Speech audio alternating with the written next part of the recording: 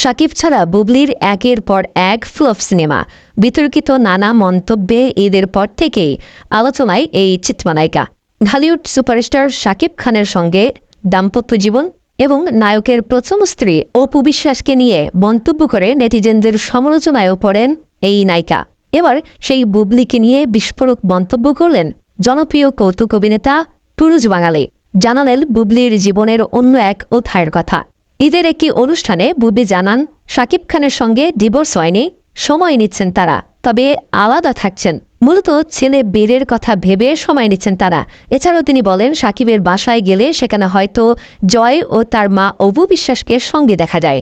এমনকি ছেলে বীরকে নিয়ে নায়কের সঙ্গে কোয়ালিটি টাইম কাটানোর সময় জয়কে নিয়ে হাজির হন অপু বিশ্বাস। বুবলির এমন মন্তব্যে অবশ্য বেশ তোলপাড় শুরু হয়েছিল নেটিজেনদের মধ্যে। সম্প্রতি গণমাধ্যমে দেয়া এক সাক্ষাৎকারে কৌতুক অভিনেতা সুরুজ বলেন, শাকিব খানের লেজ ধরেই এ পর্যন্ত এসেছেন বুবলি। তাকে ধরে 10টি সিনেমাও করেছেন। বুবলিকে শাকিবই উপরে উঠিয়েছেন। আর এই বুবলি কিন্তু আগে থেকেই বিবাহিত, যা জানত না শাকিব। তার আগের ঘরে একটি মেয়ে সন্তান রয়েছে।